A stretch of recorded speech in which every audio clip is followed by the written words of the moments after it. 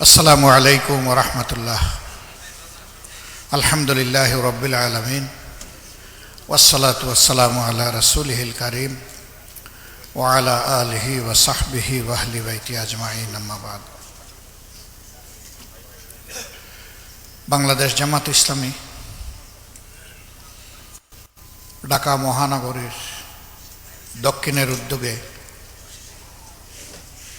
সম্প্রতি জুলাই বিপ্লবে আহত ভাই বোনদেরকে নিয়ে আজকের এই আয়োজনের সম্মানিত সভাপতি, মহানগরীর সম্মানিত আমির, কেন্দ্রীয় নির্বাহী পরিষদ সদস্য জননেতা জনাব নুরুল ইসলাম বুলবুল, বাংলাদেশ জামাত ইসলামীর কেন্দ্রীয় অ্যাসিস্ট্যান্ট সেক্রেটারি জেনারেল জনাব মৌলানা আব্দুল হালিম, মঞ্চে বসা সম্মানিত নেতৃবৃন্দ, আহত ভাই ও বোনেরা, সুধীমণ্ডলী, সাংবাদিক বন্ধুগণ, আমি 7 তারিখের কথা স্মরণ করছি। ময়দানকে মোটামুটি শান্ত রেখে, শান্ত করে আমরা গিয়েছিলাম আহত ভাই বোনদেরকে দেখার জন্য ঢাকা মেডিকেল কলেজ হাসপাতালে। তারপরে পর্যায়ক্রমে আমরা গিয়েছি সরওয়ার্দী পঙ্গু হাসপাতাল এবং সাভারের সিআরপিতে। ঢাকায় এই 3টি হাসপাতাল দেখার, আহত ভাই বোনদের কাছে যাওয়ার আল্লাহ আমাদেরকে সুযোগ দিয়েছিলেন, আলহামদুলিল্লাহ। তখনও আমাদের শহীদানের রক্ত তাজা রাস্তায় গড়াচ্ছে বলে মনে হচ্ছিল। হাসপাতালের বেডে ভাই বোনা যন্ত্রণায় কষ্টে পড়ে, তাদের এক একজনের কাছে আমরা যখন গিয়ে তাদের অনুভূতি জানতে চেয়েছি যে আপনারা কেমন আছেন, একজন আল্লাহর বান্দা কিংবা বান্দি বলেন নাই যে আমরা ভালো নেই। আমরা অবাক হয়ে গেছি, সবার মুখে একই কথা, আলহামদুলিল্লাহ আমরা ভালো আছি। কারো চোখে আঘাত পেয়েছেন, দেখছেন না, কারো এক হাত ইতিমধ্যে কেটে ফেলা হয়েছে, পা কেটে ফেলা হয়েছে। একজন পেলাম যার এক হাতও কেটে ফেলা হয়েছে, একটা পাও কেটে ফেলা হয়েছে। তো বললাম যে এত যন্ত্রণা বুকে নিয়ে আপনারা ভালো আছেন? বললে আলহামদুলিল্লাহ ভালো আছি। আপনাদের অনুভূতি কেমন, কেমন লাগছে? আবার বলল যে ভালো লাগছে। কি জন্য আপনাদের এই ভালো লাগা? বলল যে আমাদের প্রিয় দেশ স্বাধীন হয়েছে। একই কথা সবার মুখে, কোনো ব্যতিক্রম নাই।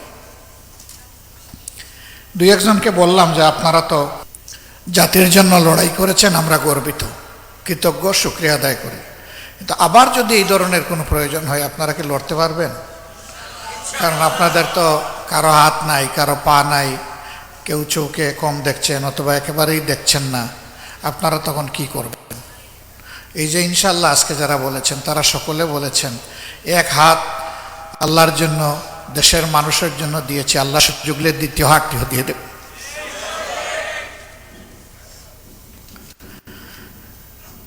এক পা চলে গিয়েছে, অসুবিধা নাই, প্রয়োজনে আরেক পা দিয়ে দেব, তবুও কোনো ফেসিবাদকে আমরা বরদাস্ত করব না। ফেসিবাদীরা মানুষ নয়, মানুষ হলে মানুষকে এইভাবে খুন করতে পারে না। আপনারা দেখছেন অনবরত মিডিয়া আসছে, তিনি বাহিনী প্রধানদেরকে হুকুম করেছিলেন যত মানুষ খুন করে হয় আমার গদি ঠিক রাখো। কত বড় নির্দয়, কত পাষাণ হলে এইরকম নির্দেশ দেওয়া যায়। ও মাকারু মাকার আল্লাহ আল্লাহু খাইরুল মাকিরিন। জাতির বিরুদ্ধে যারা ষড়যন্ত্র করে, আল্লাহ পক্ষ থেকে আল্লাহ হুঁশিয়ারি দিয়ে বলছেন, মনে রাখিও আল্লাহর চাইতে বড় কৌশলী কেউ নাই। আল্লাহর কৌশল যখন প্রয়োগ করা হবে তখন আল্লাহ কঠোরভাবে পাকড়াও করবেন। তাদের পরিণতি বাংলাদেশের মানুষ স্বচক্ষে দেখছে। কিন্তু আমাদের এই ভাই বোনেরা এখনো যন্ত্রণা বয়ে বেড়াচ্ছে। বিশেষ করে চোখের ব্যাপারটা খুবই সেন্সিটিভ। চোখ দুটো চলে গেছে এরকম লোকের সংখ্যা প্রায় 500। একটি চোখ দারুণ ক্ষতিগ্রস্ত, সেই রকম লোকের সংখ্যা আমাদের হিসাব অনুযায়ী 750। এই দুইটা জায়গা আমাদের কাছে বড় কষ্টের। পা নাই, হাত নাই, হয়তো বা আর্টিফিশিয়াল লিম লাগাই কোনো সুরত আমাদের ভাইয়েরা বোনেরা চলতে পারে, কিন্তু জীবনের আলো যাদের নিভে গেল, আল্লাহর সৃষ্টি তারা আর দেখবে না। দ্রুত তাদের জন্য কোনো চিকিৎসার ব্যবস্থাও সরকার কিংবা আমরা কেউ নিতেও পারলাম না। চাইলেই সব কিছু হয় না, আবার চাইতে হয়, না চাইলে হয় না, দুটাই লাগে। আমরা সরকারকে তখন বলেছিলাম, যারা শহীদ হয়েছেন তাদের আপনজন তো একটা শান্তি পেয়ে যাবে এক সময়, কিন্তু যারা আহত হয়েছে তাদের দিকে নজর দেন অগ্রাধিকারের ভিত্তিতে।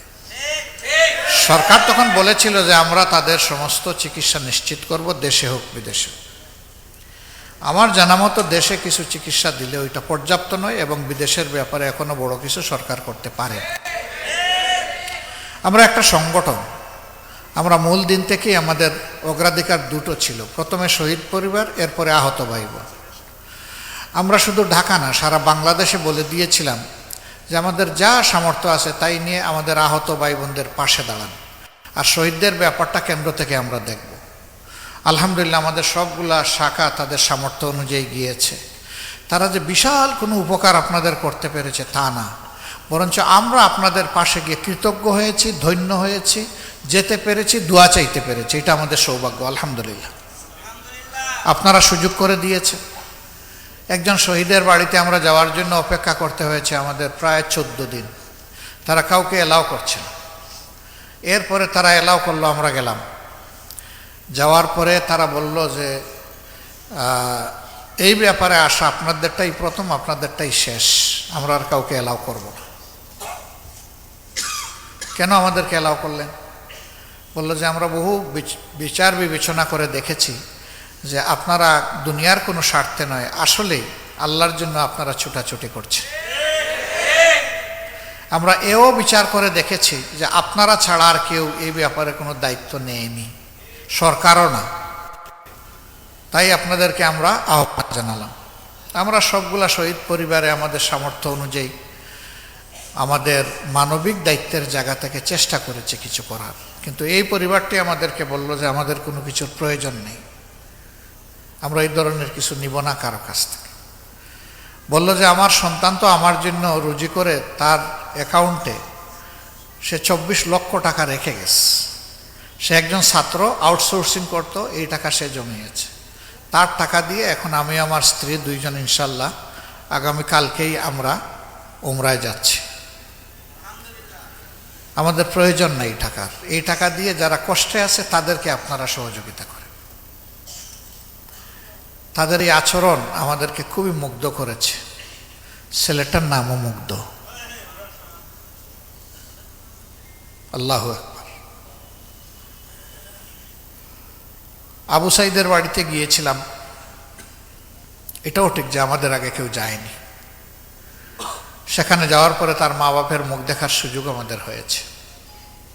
একটা অতি গরিব ফ্যামিলি, একটাই সন্তান, তাদের উচ্চশিক্ষার একটু সুযোগ পেয়েছিল। বাকি কেউ, আমার ধারণা, আমি জিজ্ঞেস করি না এই লজ্জায়, তাদের অবস্থা দেখে মনে হয়েছে কেউ এসএসসি পাশ করে নাই, এর নিচে সবার অবস্থা। সেই ছেলেটা গোটা দুনিয়াকে কাঁপায়ে দিল, সাহসিকতার সাথে ডানা মেলে দিল আর বুক পেতে দিল। সে আশা করেছিল যে তার দেশের পুলিশ অন্তত তার বুকে গুলি মারবে না, কিন্তু একটা, দুইটা, তিনটা মারল, মেরে শেষ করে দিল ছেলেটাকে। এই ছেলের জন্য জাতি গর্বিত এবং আমরা কৃতজ্ঞ। আল্লাহ তাআলা এই ধরনের ছেলে, এই ধরনের মেয়ে বেশি বেশি করে আমাদের মাদের গর্বে জন্মদান করুন, দোয়া করুন। এই বীরই আমাদের দরকার বেশি বেশি করে। এই পরিবার এখন জাতীয় সম্পদ। যত শহীদ পরিবার সবগুলা জাতীয় সম্পদ। কেউ কেউ দলের কতজন শহীদ হয়েছে বলেছেন, আমরা কিচ্ছু বলবো না এই ব্যাপারে। আমরা শুধু বলবো যে মেহেরবানি করে কেউ দলের ভিত্তিতে আমাদের শহীদদেরকে ভাগ করবেন না। আমাদের শহীদরা আমাদের জাতীয় সম্পদ, তারা আমাদের জাতীয় বীর, এবং এই রকম যারা লড়াই করে আহত হয়েছেন তারাও আমাদের জাতীয় বীর।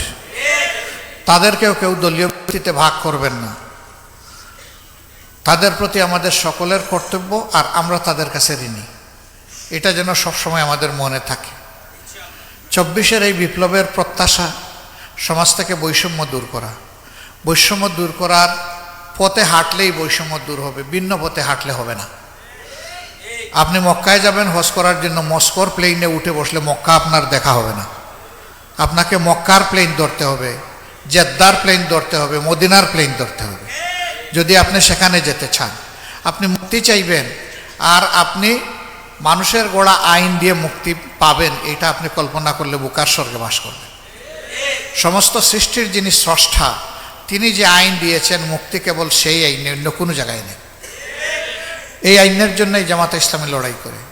অন্যরা কি জন্য লড়াই করেন তারা বলতে পারবেন, তবে তাদের সাথে একান্ত আলোচনায় অনেকে বলেন যে ভাই, আমি যদি না থাকি আমার দল দিয়ে কি হবে? আগে দেখবো আমি কোথায় আছে, আমার পথ ঠিক আছে কিনা, আমি অমুক হইতে পারলাম কিনা, তমুক হইতে পারলাম কিনা। যদি আমি পারি আমার রাজনীতি ঠিক, যদি আমি না পারি আমি রাজনীতি করব না। আর জামাতে ইসলামের বক্তব্য এই ক্ষেত্রে ভিন্ন, যে জীবনেও যদি আমরা ক্ষমতায় না যাই, কোনোবারের জন্য একজন এমপিও যদি আমাদের নির্বাচিত না হয়, একজন মন্ত্রীও যদি আমরা ভবিষ্যতে না পাই, এই জন্যে আদালতে আখেরাতে আমাদের নাজাত আটকা পড়বে না। আমাদের নাজাত আটকা পড়বে আল্লাহ যে বিবেক দিয়েছেন, সেই বিবেক অনুযায়ী মানুষকে যদি সম্মান করতে না পারি, মানুষকে যদি ভালোবাসতে না পারি, তাহলে আমাদের নাজাত আটকা পড়ে যাবে। আমরা আমাদের সহকর্মীদেরকে একটাই কথা বলি, মানুষ আশরাফুল মখলুকাত, মানুষকে বেশি করে সম্মান করো এবং মানুষকে বেশি করে ভালোবাসো। এই ভালোবাসা এবং সম্মানের জায়গাটা আমরা ধরে রাখতে চাই। আপনারা আমাদের জন্য দোয়া করবেন। আপনাদের সাথে আমরা আছি ইনশাআল্লাহ। আমরা সরকার নই, তারপরেও দুইটা দেশকে আমরা অনুরোধ করেছিলাম যে কিছু উন্নত চিকিৎসার তোমরা আমাদের জন্য ব্যবস্থা করো। সরকার বলবে তার জায়গা থেকে, আমরা বলতেছি আমাদের জায়গা থেকে। আমাদের অনুরোধে একটা দেশ থেকে তাদের টিম পাঠিয়েছিল, তারা মাসখানেক এখানে পুরো একটা টিম 1 মাস তারা সার্ভিস দিয়ে ব্যাক করেছে, আমরা তাদের কাছে কৃতজ্ঞ। আরেকটা দেশকে আমরা বলেছি আমাদের এই 2 সেক্টর, আমাদের চোখ হারা ভাই বোন আর আমাদের হাত পা হারা ভাই বোন, এদের জন্য তোমরা একটু করো। তারা আশ্বাস দিয়েছে। তবে আমরা সরকারকে বলেছি, সরকার প্রধান যেন তাদের প্রধানকে একটু ফোন করে এই ব্যাপারে একটু কিছু বলেন। তিনি বললেই বাকি কাজটা সহজ হয়ে যাবে, এবং তারা এখন মানসিকভাবে প্রস্তুত। কিন্তু রাষ্ট্রের একটা নিয়মকানুন আছে, এটা রাষ্ট্রকেই করতে হবে। আমরা ইনশাল্লাহ এই ক্ষেত্রে সর্বাত্মক সহযোগিতা করব।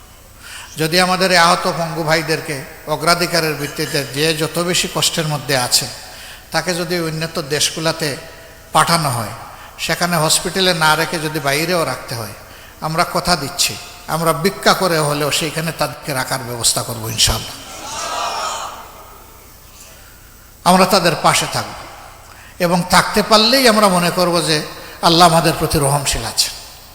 আমরা বেদরদি, আমরা নির্দয় হতে চাই না। আল্লাহ যেন আমাদের অন্তরটাকে মানুষের প্রতি ভালোবাসা দিয়ে পরিপূর্ণ করে দেন। এখানে রাফসান নামের একটা ছেলে নিয়ে তার মা হাজির হয়েছিলেন। মা তো তিনি কথাই বলতে পারলেন না, তার এই শিশুর কথা চিন্তা করে। সম্ভবত আমি জানলাম যে শরীয়তপুরে তাদের বাড়ি। এখানে কোথায় তারা থাকেন আমি খোঁজখবর নেব ইনশাল্লাহ। আমি জানি না এই মায়ের কয়টা সন্তান আছে। তো এই ছেলেটাও আমাদের জাতীয় বীর। এই যে শিশু, বয়স বোধহয় 2.5-3 বছর হবে, এর বেশি হবে না, মায়ের কোলে যা দেখলাম, এও আমাদের জাতীয় বীর। সব বীরকে আমরা কুলে নিতে পারবো না, আমরা আমাদের হৃদয়ের কুলে সবাইকে ধারণ করি। আর এই ছেলেটা যদি তার মা বাপ আমাদেরকে সুযোগ দেন, তাহলে সে বড় হওয়া পর্যন্ত তার বাকি চিকিৎসা এবং তার শিক্ষা সকল মজলুমের প্রতীক হিসাবে আমরা একটু খেদমত করতে চাই, এই দায়িত্ব নিতে চাই।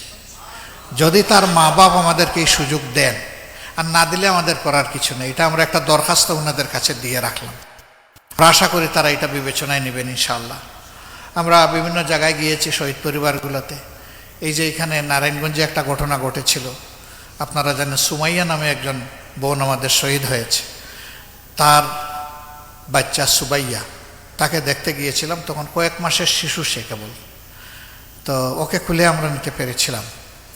আমরা সবার পারি নাই, বলেছিলাম যে এই শিশু এখন আমাদের শিশু। এই শিশুকে নেওয়ার জন্য অনেক শিল্পপতি তারা চেয়েছেন যে তাদের মেয়ে বানিয়ে নেবেন। এরা জবাব দিয়েছে সর্বপ্রথম যাদেরকে এই শিশুর দায়িত্ব আমরা দিয়েছি তারাই আমাদের জন্য যথেষ্ট। মানে তারা জামাতে ইসলামের হাত থেকে এটা নিয়ে অন্য কারো হাতে দিতে চাচ্ছেন না। তারা আমাদেরকে কৃতজ্ঞ করেছেন, আলহামদুলিল্লাহ। আল্লাহ তাদের মর্যাদা অনেক বাড়ায় দেন। রাজশাহীতে একটা ভাই তিনি শহীদ হয়েছেন, তিনি রিক্সা চালাতেন। তো তার পরিবারে গিয়েছিলাম, তার ভাইয়েরা, তার মা এবং শহীদের স্ত্রী তারা এসেছিলেন। তো আমি ওই মেয়েটাকে জিজ্ঞেস করেছিলাম, মা তুমি কেমন আছো? তো মেয়েটা কেঁদে দিল, কেঁদে দিয়ে বললো, আলহামদুলিল্লাহ আমি তো ভালো আছি, কিন্তু আমার গর্ভের সন্তানের কি হবে, আমি তো 6 মাসের অন্তঃসত্ত্বা।